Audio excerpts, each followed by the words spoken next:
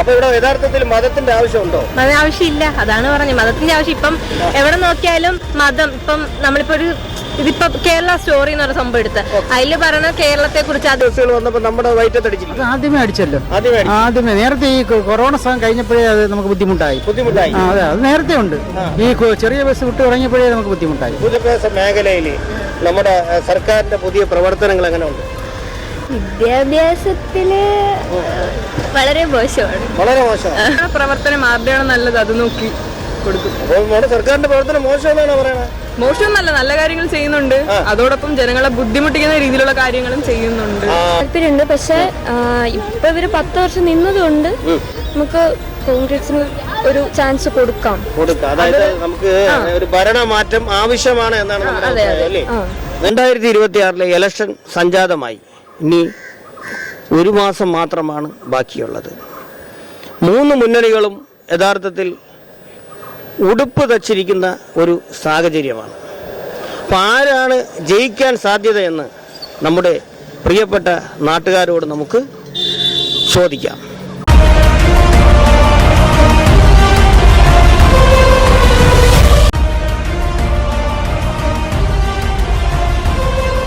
ജയിക്കുമെന്നാണ് അണ്ണന്റെ ഒരു പിടിയും ഇല്ല.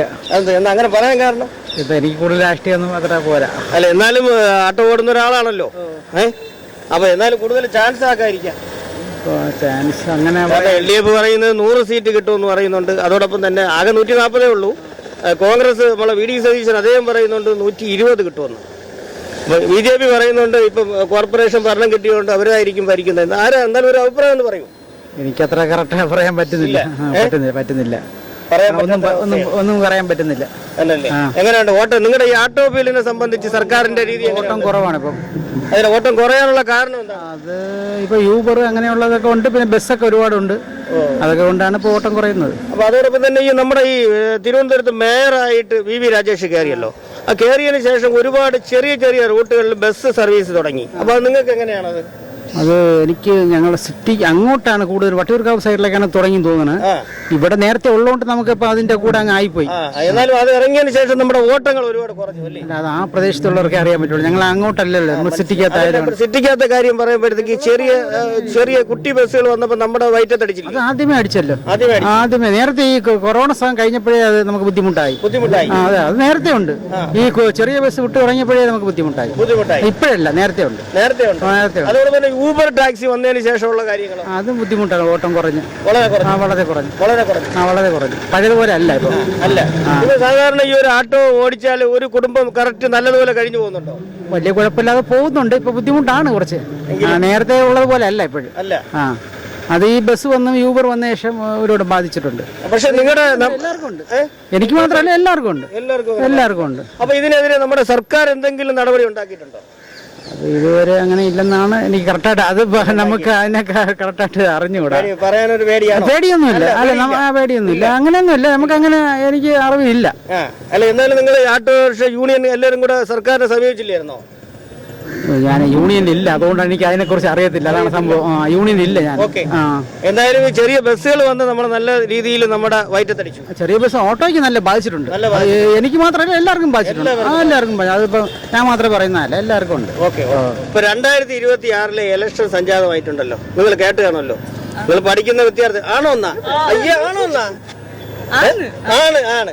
അപ്പൊ ഏത് പാർട്ടി ജയിക്കുമെന്നാണ് നിങ്ങളുടെ അഭിപ്രായം? മൊത്തം നമ്മുടെ കേരളത്തിൽ കോൺഗ്രസ് ജയിച്ചാൽ കൊള്ളാം. അതങ്ങനെ പറയാൻ കാരണം LDF ഇപ്പൊ ഇരുന്നിട്ട് വലിയ ഇതൊന്നും ഇല്ലായിരുന്നല്ലോ. ഇനിയിപ്പോ BJP വന്നാലും ഒരു എനിക്കങ്ങോട്ട് പേഴ്സണലി എനിക്ക് ഇഷ്ടമല്ല. ഞാൻ പിന്നെ കോൺഗ്രസ് വന്നാൽ പുതിയ മാറ്റങ്ങൾ വരാൻ ആഗ്രഹിക്കുന്നുണ്ട്. അപ്പൊ ഇപ്പൊ നടത്തുന്ന മാറ്റങ്ങളൊന്നും നല്ലതല്ല എന്നാണോ തീരുമാനം? നല്ലതാണ്. ബട്ട് ഇതിലും കൂടെ ബെറ്റർ ആയിട്ട് കുറച്ചും കൂടെ വന്നാൽ കൊള്ളാം എന്നുള്ളൊരു പോയിന്റിലാണ് നിൽക്കണേ. ഇപ്പൊ കോൺഗ്രസ് വരുമ്പോ ഇപ്പൊ അവരുടെ ഒരു പോയിന്റ് ഓഫ് വ്യൂ കുറെ കാര്യങ്ങൾ ഇപ്പം വൈഷ്ണവ് ജയിച്ചില്ലോ. അപ്പൊ അവര് കുറെ കാര്യങ്ങൾ മാറ്റം വന്നാൽ കൊള്ളാം ആ ഒരു ഇതില്. ഇപ്പൊ LDF കുറെ ഇപ്പൊ 10 വർഷമായിട്ട് അവര് തന്നെയാണ് ഇരിക്കുന്നത്. അപ്പൊ അതിൽ നിന്ന് മാറ്റങ്ങൾ വന്നാൽ കൊള്ളാം. അല്ല, BJP അങ്ങനെ ഒരു പറയാൻ കാരണം എന്ന് പറഞ്ഞാൽ ഇപ്പൊ നമ്മുടെ VV രാജേഷ് ഉണ്ടല്ലോ, ഇവിടുത്തെ മേയർ ആയിട്ടുള്ള രാജേഷിന്റെ പ്രവർത്തകർ നല്ലതല്ലേ? നമ്മളിപ്പം അങ്ങനെ അറിയത്തില്ല. VV രാജേഷ് നമ്മളിപ്പോ വന്നതേ ഉള്ളൂ, കൊല്ലത്ത് വന്നേ ഉള്ളൂ. അപ്പൊ അറിയത്തില്ല. കൊല്ലത്താണ്. അപ്പൊ ഞാനൊരു ചോദ്യം ചോദിക്കട്ടെ. കൊല്ലത്ത് നമ്മുടെ മുകേഷ് MLA ഉണ്ടല്ലോ, അദ്ദേഹത്തിന് എങ്ങനെയാണ് അദ്ദേഹത്തിന്റെ പ്രവർത്തനങ്ങളൊക്കെ എങ്ങനെയാണ്? നല്ലതാണ്, കൊള്ളാം. ബട്ട് അല്ല, അങ്ങനെയല്ല. ഇപ്പൊ നിങ്ങൾ കൊല്ലത്തുള്ള ആളായോണ്ടാണ് ഞാൻ ചോദിക്കുന്നത്. മുകേഷ് ഉണ്ടായിരുന്നല്ലോ, MLA ആണല്ലോ, നിങ്ങളുടെ MLA ആണല്ലോ. എങ്ങനെയുണ്ട് അവിടുത്തെ പ്രവർത്തനങ്ങൾ, വികസനങ്ങളൊക്കെ എങ്ങനെയുണ്ട്? വികസനങ്ങളെല്ലാം കൊള്ളാം. പക്ഷെ ഇതിനകത്ത് പറഞ്ഞില്ലേ, മതരാഷ്ട്രീയപരമായിട്ടുള്ള കാര്യങ്ങൾ കയറി വരും. ഇപ്പൊ ഹിന്ദുത്വം ആ ഒരു കാര്യങ്ങൾ കയറി വരും. അങ്ങനെയാവുള്ളൂ. ഇപ്പം BJP ആകുമ്പോഴത്തേക്ക് അവർക്ക് കുറെ ഹിന്ദുയിസം കയറി വരും. അതിപ്പം പോസിബിൾ അല്ലല്ലോ. എല്ലാവരും ഒരേ കണക്ക് ഇക്വാലിറ്റി വേണ്ടല്ലോ. ഈ രാജ്യത്ത് ഇക്വാലിറ്റിയാണ് വേണ്ടത്. ഇപ്പൊ ഹിന്ദുയിസം കയറി വരുമ്പോൾ അവർക്ക് മാത്രം കുറെ കാര്യങ്ങൾ കാര്യങ്ങളൊക്കെ ചെയ്യും. ഇപ്പൊ തന്നെ ബോർഡ് കുറെ വെക്കുമ്പോ തന്നെ ഹിന്ദുക്കൾക്ക് വേണ്ടിയിട്ട് കുറെ ബോർഡ്. അപ്പം മതം എല്ലാം ഈക്വലായിട്ട് കാണണം. ആ ഒരു സംഭവം BJPക്ക് ഇല്ല. അതാണ് പേഴ്സണലി പറഞ്ഞത്. ഓക്കെ. അപ്പൊ BJPയുടെ ഭരണം വന്നു കഴിഞ്ഞാൽ ഹിന്ദു മതത്തിനെ പ്രൊമോട്ട് ചെയ്യുമെന്നാണ് നിങ്ങൾ പറയുന്നത് അല്ലേ? അതായിരിക്കും കൂടുതൽ വരുന്നത്. അപ്പൊ നമ്മുടെ പുതുതലമുറയ്ക്ക് ഇഷ്ടമെന്ന് പറഞ്ഞാൽ എല്ലാവരും ഒരേപോലെയാണ്. വേറെ ചോദ്യം ഞാൻ ചോദിക്കട്ടെ. നമ്മൾ തിരുവനന്തപുരം മെഡിക്കൽ കോളേജിൽ പോവുകയാണ്. അപ്പൊ അവിടെ നമുക്ക് ബ്ലഡ് ആവശ്യമുണ്ട്. അവിടെ ഹിന്ദു എന്നോ മുസ്ലിം എന്നോ ക്രിസ്ത്യാനി എന്നോ അവിടെ നോക്കുന്നില്ല.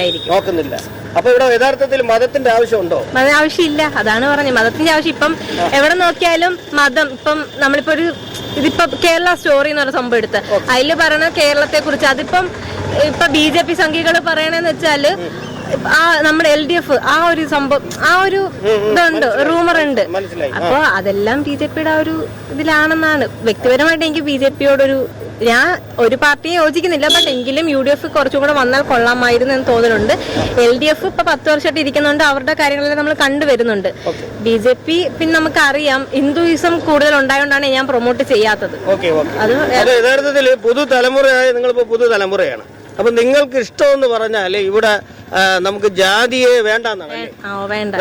ജാതിയെ വേണ്ട.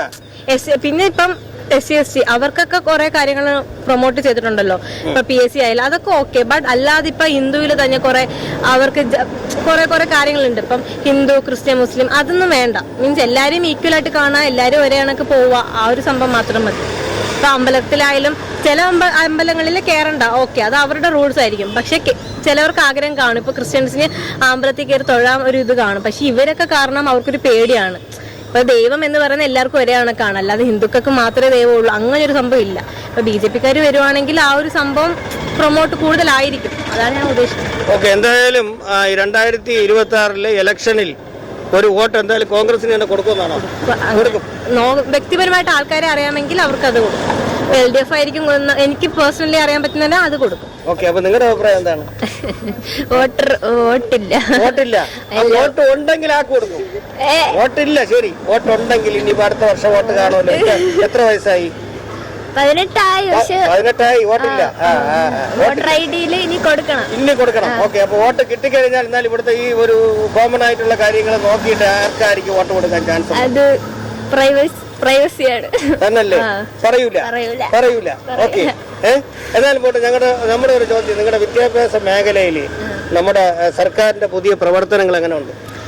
വിദ്യാഭ്യാസത്തില് വളരെ മോശമാണ്. അപ്പൊ അതേപോലെ തന്നെ ഞാനൊരു ചെറിയൊരു ചോദ്യം ചോദിക്കട്ടെ. കുസൃതിയാണ് എങ്കിലും അത് ഇത്തിരി കുഴപ്പമാണ്. ഒരു സ്ത്രീയുടെ, ഒരു അമ്മയുടെ വയറ്റിൽ കത്രിക ഇരുന്നല്ലോ. അപ്പൊ ആ കത്രിക ഇരുന്നത് ഡോക്ടർ പറഞ്ഞു ആ കത്രിക എത്ര വർഷം ഇരുന്നാലും കുഴപ്പമില്ല എന്ന് പറയുന്നത് ശരിയാണ് യഥാർത്ഥത്തിൽ? എന്താണ്? അല്ല, നമ്മുടെ വയറ്റിൽ ഒരു മൊട്ടസൂചി ഇരുന്നാലും നമുക്ക് അതിൻ്റെതായ ബുദ്ധിമുട്ടുണ്ടാവുമല്ലോ. അപ്പൊ രക്ഷപ്പെടാൻ വേണ്ടി പറഞ്ഞതാണല്ലോ, ആണോ അല്ലേ? അവര് രക്ഷപ്പെടാൻ വേണ്ടി പറഞ്ഞതല്ലേ? ആ ഡോക്ടർ രക്ഷപ്പെടാൻ വേണ്ടിയല്ലേ അങ്ങനെ പറയാൻ കാരണം? ഇപ്പൊ നിങ്ങളുടെ തന്നെ വയറ്റിലേ ഒരു കത്രിക ഇരുന്ന് കഴിഞ്ഞാല് എത്ര വർഷം ഇരുന്നാലും കുഴപ്പമില്ല എന്ന് പറയുന്നുണ്ട്. ആ ഡോക്ടർ പറയുന്നുണ്ട്. കുഴപ്പമാണോ അല്ലയോ? ലിസ്റ്റിൽ പേരായിട്ടില്ല. കൊടുത്തിട്ടുണ്ടായിരുന്നു, പക്ഷെ പേരായിട്ടില്ല. ഇപ്പൊ പേരായിട്ടില്ല. അപ്പൊ ഇപ്പൊ വരുന്നതിൽ കാണൂല, അടുത്ത ഇലക്ഷനിൽ പേര് കാണും. അപ്പൊ എന്തായാലും വോട്ട് ആക്കി കൊടുക്കും. എങ്ങനെയാണോ പ്രവർത്തനം, ആരുടെയാണോ നല്ലത് അത് നോക്കി കൊടുക്കും. അപ്പോൾ സർക്കാരിന്റെ പ്രവർത്തനം മോശമെന്നാണോ പറയണത്? മോശമൊന്നല്ല, നല്ല കാര്യങ്ങൾ ചെയ്യുന്നുണ്ട്. അതോടൊപ്പം ജനങ്ങളെ ബുദ്ധിമുട്ടിക്കുന്ന രീതിയിലുള്ള കാര്യങ്ങളും ചെയ്യുന്നുണ്ട്. അവിടെയാണ് പരാജയം വരുന്നത് അല്ലേ? പല മേഖലയിലും ബുദ്ധിമുട്ടുള്ള കാര്യങ്ങളും സർക്കാർ ചെയ്യുന്നുണ്ട്. അതിലൊന്നും വേറൊന്നും നോക്കാത്ത രീതിയിൽ ചെയ്യുന്നുണ്ട് അല്ലേ? എനിക്ക് 18 വയസ്സാവുന്നതേ ഉള്ളൂ. എങ്കിലും വോട്ട് ആവുമ്പോഴത്തേക്ക് എന്തെങ്ങനെയാണ് അഭിപ്രായം? ആവുമ്പോഴത്തേക്കും വ്യക്തി നോക്കിയേ ചെയ്യൂ. വ്യക്തി നോക്കി കമ്മ്യൂണിസ്റ്റ് താല്പര്യമുണ്ട്. പക്ഷെ ഇപ്പൊ ഇവര് 10 വർഷം നിന്നതുകൊണ്ട് നമുക്ക് കോൺഗ്രസിന് ഒരു ചാൻസ് കൊടുക്കാം. അതായത് നമുക്ക് ഒരു ഭരണമാറ്റം ആവശ്യമാണ് എന്നാണ് നമ്മുടെ അഭിപ്രായം, അല്ലേ? കൊടുത്തു കഴിഞ്ഞാൽ അവരുടെ പ്രവൃത്തി എങ്ങനെയാ എന്നൊക്കെ നോക്കാലോ. പിന്നെ ബിജെപിയുടെ കാര്യം പറയുകയാണെങ്കിൽ അവള് പറഞ്ഞ പോലെ തന്നെ പാർഷ്യാലിറ്റി വരാനുള്ള ചാൻസ്. നിങ്ങൾ തിരുവനന്തപുരം ജില്ലക്കാരൻ? അല്ല, ഞാൻ ഇടുക്കിയാണ്. അപ്പൊ ഏകദേശം എല്ലാ ജില്ലയിലെ ആൾക്കാരും ഉണ്ട് ഇതിലല്ലേ? Okay okay. എന്തായാലും കോൺഗ്രസിന് അവസരം കൊടുക്കാന്നാണ് പറയുന്നത്. കൊടുത്തു നോക്കാം. നിങ്ങൾ അവിടെ ജാഥയൊക്കെ നടന്നുകൊണ്ടിരിക്കുകയാണ് വി ഡി സതീശന്റെ ഇടുക്കി? അതെ അതെ. ഓക്കെ.